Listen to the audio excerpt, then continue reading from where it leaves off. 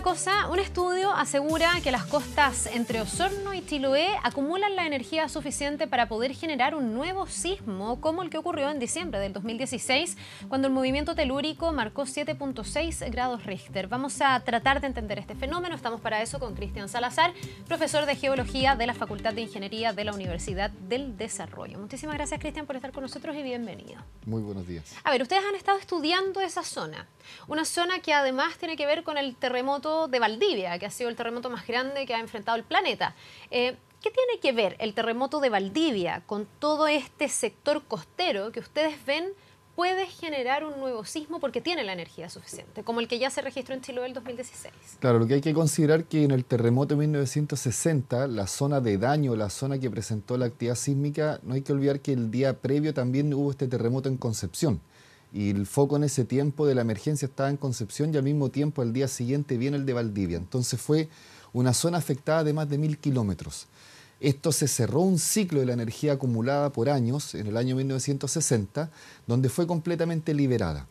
Y lo que tenemos hoy día desde 1960 hasta hoy día han sido 58 años, o más bien 56 años hasta que ocurre este evento en el 2016 en Chiloé, donde estuvo dormido o acumulando energía esta subducción de la placa de Nazca bajo la Sudamericana.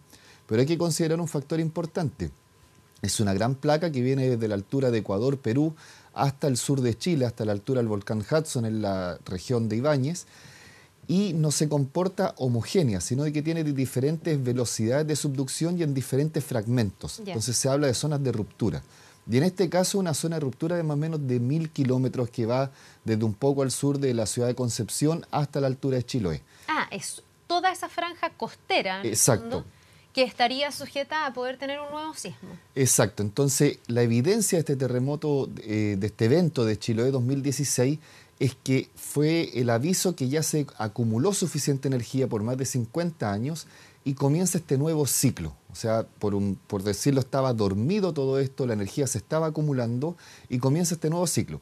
Y con el estudio nuevo de estos colegas de la Universidad Austral y de la Universidad de Concepción, ellos hacen sus mediciones con diferente instrumentación, equipos sísmicos, GPS, para medir la deformación, energía acumulada, y han determinado dos zonas importantes, una zona somera y una zona más profunda, en donde la zona más somera ha acumulado mayor energía y por ende conecta, pero actúa independiente a la vez, una zona más profunda de las cuales está acumulando energía comenzando todo este proceso de acumulación de energía para un evento futuro que puede ocurrir. Ahora, uno en la teoría, lo que entiende así como en un tema muy simplificado, es que se acumula energía, se libera energía a través de un terremoto y vuelve a estar como calmo hasta volver a acumular energía. Entonces alguien podría pensar que si tuvimos recién el 2016 un terremoto en Chiloé, ya se liberó energía y a lo mejor se está acumulando, pero a lo mejor va a tomar mucho tiempo para que esa zona vuelva a tener un terremoto. Se puede saber que la capacidad de que haya un terremoto ahí está, que se está acumulando energía, está, pero ¿se puede saber en cuánto tiempo? Claro, ahí vienen dos puntos importantes. ¿Cuándo? Con fecha y hora, como el pronóstico meteorológico, imposible. Eso todavía no se puede alcanzar en ningún lugar del mundo. Pero sí, algunos estudios de los japoneses sí han podido predecir o decir poco tiempo antes, un par de horas, de que se está comenzando a liberar esta energía o hasta incluso minutos antes, y por eso tienen sistemas de alertas tempranas de que pueden avisar a la población y tomar medidas. Ahora, como hablábamos de que era un segmento, significa que ya no se libera homogéneamente todo de un impulso o con un solo evento. Entonces, esta zona de 1000 kilómetros ya comenzó a liberar energía, lo cual me está indicando que en un futuro geológicamente cercano viene y está energía suficiente acumulada para iniciar este nuevo proceso de liberación de energía y generar sismos de mayor magnitud y de mayor intensidad en este caso. Ahora, de mayor magnitud y mayor intensidad, ¿de cuánto? ¿Se puede llegar a predecir o a estimar si es que ese fenómeno, un sismo nuevamente, en este fragmento se produce? ¿De cuánto sería? El de Chiloé fue de 7.6. Claro. ¿Estamos hablando de ese tipo de sismo o alguien podría decir incluso podría ser mayor? De ese y o mayor. Por ejemplo, una de las bases que se puede considerar, previo al 27F existían estudios, más o menos el año 2002, 2003, y el 27F ocurrió en el 2010, de que ya había energía suficiente acumulada en la zona Concepción-Maule, evidenciando por artículos y publicaciones científicas de que vendría un terremoto de magnitud sobre 8. con la energía acumulada, con la deformación de la corteza, con los monitoreos correspondientes, sí se puede decir que va a venir un evento de magnitud 7 hacia arriba, 8 hacia arriba, mediante estos cálculos de deformación de la corteza y la energía acumulada, con los estudios que se van haciendo periódicamente. ¿Pero ese cálculo está en este caso, para este fragmento? Porque además tú me hablas de 2 zonas donde se está juntando esta energía y son potencialmente escenario de un sismo. Tú me dices que hay una zona profunda, que me imagino tendría un impacto menor, porque mientras más superficial es el sismo, sabemos que hay más problemas en la superficie y hay más daño. Si fuera esa zona somera, como tú le llamas, que es la menos profunda, ¿estamos hablando de un sismo de qué envergadura? ¿O es imposible saberlo? Por ahora se está estimando, según lo que leí, que podría ser sobre los 7 grados. Ya. O sea, ya Chiloé ya nos dio el primer indicio de que sí vienen eventos de categoría terremoto. O sea, por definición, terremoto es catalogado cuando tiene una magnitud sobre 6,5. Incluso a veces, por ejemplo, el año pasado en Valparaíso ocurrió un 6,2, 6,5 según la institución que dio el registro final. Y puede caer en la categoría de terremoto, pero vimos de que para nosotros fue un simple sismo. O sea, somos ciudades preparadas. Claro, tenemos las ciudades preparadas, tenemos una cultura sísmica, pero podemos ver ayer de que anteayer en Japón fue un 6,1, un 5,9, que fue con bastante daño. Entonces depende de la cultura sísmica del país también, pero en términos categóricos ya es para comenzar a preocuparse o tomar mayores medidas cuando pensamos de que viene algún evento sobre los 6,5. Ahora, es interesante este tema de qué tan superficial o qué tan profundo, tomando en cuenta lo que tú estás diciendo de Osaka, que fue la ciudad japonesa que terminó con muchos daños, después de este sismo, que en Chile inmediatamente se empieza a comparar y dice, a nosotros un 6,1 no nos hace ni cosquillas, pero allá uno que fue bien superficial y 2 que entiendo que el terreno en el que se produce es bien complejo. Sería distinto en el escenario que tú me pones que se produzca un sismo grado 7 cuando la zona de presión o de fractura que se active sea la más profunda que cuando sea la somera, la que está más en superficie. Ahí los daños son mucho mayores en el de superficie. Claro, generalmente los eventos sísmicos en superficie generan un mayor daño y también dependiendo del comportamiento que tenga este bloque de la placa que se esté moviendo. Eso también puede conllevar diferentes daños y diferentes consecuencias que pueda tener. Por ejemplo, el mismo caso de Osaka no se dio alerta de tsunami, de acuerdo al comportamiento que tenga el movimiento del bloque, ya de que en este caso en geología se habla de 3 movimientos principales, que los bloques se pueden mover en la horizontal o se pueden mover en la vertical, de que el bloque derecho baja o el bloque derecho en este caso sube. En este caso, por ejemplo, no hubo alerta de tsunami. En el caso particular, cuando hay tsunamis, cuando el evento ocurre en una zona cercana a la costa o en la línea costera, y hay una perturbación en la columna de agua, ya de que estos bloques tienen que tener un movimiento en la vertical. Cuando eso ocurre, generalmente, y está en los protocolos, se da una alerta de tsunami en estos casos. Porque eso cambia el nivel del mar. Exacto, y perturba la columna de agua y esto genera tsunami, en japonés es una gran ola. Entonces no es solamente por un motivo, por un factor de que puede ocurrir un evento con este daño, con estas características, con esta magnitud. Entonces, en este caso lo que queda hacer son los monitoreos permanentes, tener las estaciones sismológicas, los GPS que estén midiendo la deformación de la corteza para ver la energía acumulada que se tiene y qué es lo que podría venir. Ahora, en este caso, yo tomo ejemplo nuevamente el 27F, el año 2002, 2003, existían artículos que ya estaban alertando de suficiente energía acumulada y que podría haber reventado en un evento de magnitud sobre 8 grados. En este caso lo que queda es fijar los protocolos de acción, ver qué medidas, cómo se pueden actuar con los organismos de emergencia, ya de que después cada segundo es vital cuando ocurren estos eventos. Lo sabemos muy bien por el 27F, por una mala decisión no se dio una buena alerta de tsunami.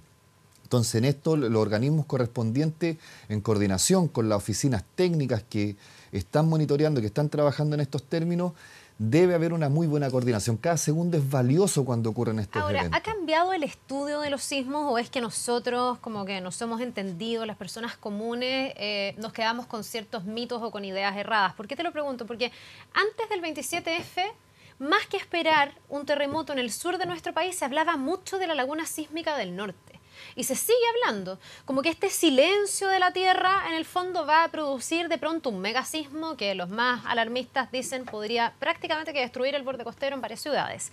Y sin embargo vino este terremoto en el sur y tú me dices lo que pasa es que el mundo científico estaba alerta a esto y estaban las mediciones.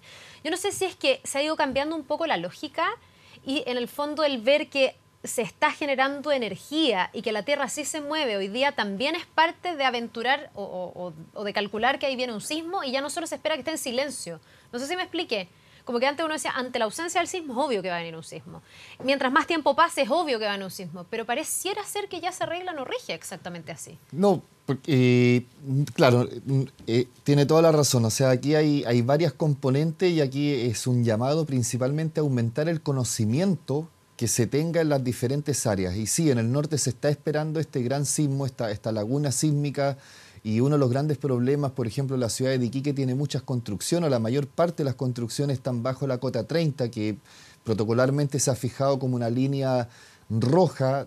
Bajo la cota 30 de algunas ciudades las construcciones se van a ver afectadas por efecto de algún tsunami. Generalmente son zonas inundables. Zonas inundables completamente que pueden quedar destruidas. A veces hay hospitales, hay centros comerciales, hay escuelas, centros de congregación de la población. Entonces, aquí hay un llamado a aumentar el conocimiento, aumentar la inversión en este tipo de investigación científica, ya de que principalmente hay dos daños muy fuertes, el daño a la población humana, las vidas, y el daño económico. Por ejemplo, el caso de Dichato, lo tomo como ejemplo. Después del 27F, Dichato fue completamente destruido. Sí. Se dijo la autoridad y los organismos técnicos, aquí no se puede volver a construir bajo esta cota. La población por costumbre quería volver a instalarse en el mismo lugar, pero viene el terremoto de Japón, de que como consecuencia tenía un tsunami, rebota y vuelve y genera un gran oleaje. No, una gran... las alertas acá. Exacto, y volvió a inundar la parte de Dichato que había inundada, y ahí la gente termina de darse cuenta, sí, no podemos quedarnos acá. ¿Qué transformación ocurrió en Dichato? Los sitios de dormitorio, las casas, los dormitorios donde la gente duerme, fueron ubicadas a cotas más altas, y los centros de esparcimiento, plazas y locales comerciales quedaron en estas cotas, en estos sitios de una cota mucho más baja. Entonces, las zonas para todo tipo de desastre natural que alguna vez fueron afectadas, por favor, en las planificaciones territoriales no vuelvan a considerarlas como centros de dormitorio, hospitales o centros de congregaciones masivas, que sean destinadas a centros de esparcimiento, de ocio y de diversión, para evitar, porque muchas veces, y eso también cuesta a veces explicarlo, ocurren en momentos en que las familias están reunidas. Claro. Por ejemplo, el del 85 fue un día domingo en la tarde, el 27F fue a las 3:35 de la noche. Sí. Entonces, hay que evitar y minimizar los riesgos en las zonas de mayor impacto. Entonces, son medidas técnicas, administrativas y políticas frente a cómo enfrentar cualquier tipo de desastre natural, y nosotros estamos muy vulnerables. Pertenecemos al Círculo de Fuego del Pacífico, donde concentramos más del 90% de los terremotos del mundo. Y hemos tenido los peores del mundo. Exacto, somos campeones mundiales en terremotos y erupciones volcánicas. Tenemos el 75% de la concentración de las erupciones volcánicas del mundo. O sea, estamos en un país de riesgos naturales de este tipo. No tenemos huracanes, pero sí tenemos terremotos y tenemos actividad volcánica firme. O sea, hoy día también tenemos 4 volcanes en alerta. El Nevado de Chillán lleva más de un mes en alerta naranja. Entonces tenemos que ser conscientes frente a este tipo y tener las medidas, tener la planificación, tener los mapas de peligro geológico, que es una necesidad imperante que tenemos en el país. Ir erradicando también los mitos. Yo te decía antes, yo lo escuchaba como... Bueno, vino el terremoto del 85, entonces ya han pasado más de 20, 30 años. Es obvio que en esa misma zona se tiene que dar un nuevo sismo. Y por el contrario, no, se acaba de dar un sismo en la zona sur, entonces ahora el sismo debiese ser en la zona norte. No existe esa regla, ¿no? No. De hecho, si uno ve la periodicidad de los terremotos de los últimos 20 años en Chile, han sido mucho más seguidos en distintas zonas, pero de lo que la gente solía pensar. Antes era como, mira, hay un terremoto cada 20 años, cada 10. Y en el último tiempo hemos tenido varios, o sea, del 2010 ahora tuvimos el 27 de febrero, después tuvimos en Coquimbo, tuvimos en Chiloé, hemos tenido en Tocopilla y la zona norte también. Entonces no existe esa regla al parecer del tiempo, ¿no? Claro, o sea, uno habla de un punto en particular, pero en realidad es una zona, cientos de kilómetros, 500 kilómetros, 200 kilómetros, en donde se produce esta ruptura de la liberación de energía. Y además hay que considerar de que en esta misma subducción no es que se rompa en un mismo plano, sino de que posteriormente se puede romper en otro plano. También hay una Como que se curvatura. reacomoda finalmente. Claro, Igual. son pequeños bloques, es como la placa de Nazca es como un verdadero puzzle que está completamente fracturado y estos bloques están en una competencia en la oposición con la placa sudamericana y tenemos de milímetros hasta incluso sobre 50 centímetros al año en zonas de que la subducción o el movimiento está ocurriendo bajo nuestro continente. Entonces es una competencia permanente de oposición de energía, de presión que viene desde el oeste hacia el este y de la otra placa que va desde el este hacia el oeste. Entonces es una competencia continua y eso genera esta acumulación de energía y en algún momento cede y la libera. Pero también ahí viene el término las réplicas, que después viene un acomodo de todo este evento. Y también fue este segmento, luego este otro segmento se quiere acomodar. Hay dos zonas hoy día que están llamando particular interés, que es la zona ciega que se ha llamado, que está en el norte grande de Chile, que se tiene que estar preparado. Exacto, deben haber ensayos de la población. ¿Esas zonas de dónde a dónde y cuáles son las ciudades más expuestas? Si es que se produciera realmente. Se estima que desde la parte sur de Perú, un poco más al norte de Tacna, hasta un poco más al sur de Iquique. Esa es la parte que se estima. Y también hay otra parte que se está, yo creo que muy pronto a comenzar a hacer noticia y están realizando ese estudio entre la zona entre Pichilemu y Yapel. Son las dos zonas que están llamando particular interés en la comunidad científica. Próximamente se van a presentar resultados sobre estos estudios en un congreso geológico que tenemos en el mes de noviembre en la ciudad de Concepción, donde ahí se van a exponer de estos y muchos más temas: volcanismo, geología, paleontología, terremotos, riesgos naturales. Es el gran evento donde se reúne la sociedad geológica de los profesionales que estamos trabajando en estos temas, que nos reunimos cada 3 años y se presentan todo este tipo de trabajos. Y respecto de la zona que nos ha traído a esta entrevista, donde se está acumulando esta energía en este fragmento de 1000 kilómetros, tú me dices que va de Concepción a Chiloé. Eso fue lo que ocurrió en el año 1960. Pero por eso, dentro de la lógica, si se produjera ese sismo, ¿cuáles son, no sé si se pueden identificar, las ciudades más expuestas? Hoy día, primero las zonas más costeras, como desde ocurrió desde Biobío hacia el sur, y las grandes poblaciones en la zona más cercana costera, Talcahuano, Concepción, Valdivia principalmente. Aquí, bueno, este grupo de colegas tiene un proyecto que está estudiando toda esta zona. Este fue un primer avance, porque llama la atención por qué ocurre este evento en Chiloé. Y en base a esos antecedentes sale esta publicación en la revista Nature Geoscience, y en base a eso ellos ya tienen sus primeros resultados que fueron expuestos recientemente. Y este tipo de investigación los colegas continúan con esto. Ya, pero esto no tiene nada que ver con el 27F, porque ahí hay un tramo, un segmento que es el mismo. Que en el fondo está en el fragmento, en el segmento del de Chiloé, pero también está en el segmento del 27F. Claro, el de 27F. ¿Por qué lo relacionan al de Chiloé y no necesariamente el del 27F? Claro, Hay que recordar Talcahuano con los barcos de la plaza. Exacto, o sea, hay Concepción queda, digamos, en un punto límite. Entonces se habla el 27F se habló de Biobío Maule, ese es otro segmento. Este otro sería un segmento Concepción Valdivia o Concepción Chiloé. Pero no me llamaría la atención de que ese segmento también pudiera tener un comportamiento en dos subsegmentos. O sea, también no es continuo, también hay pequeños bloques que están divididos internamente. Entonces, este es el comienzo de un estudio de lo que ocurrió, cómo se comportó y cómo vendría de una importante zona sísmica de mayor interés, una de las zonas más activas de Chile. Si bien recordamos los registros históricos, las zonas más catastróficas y más activas de Chile son de la zona centro-sur hasta el sur de Chile.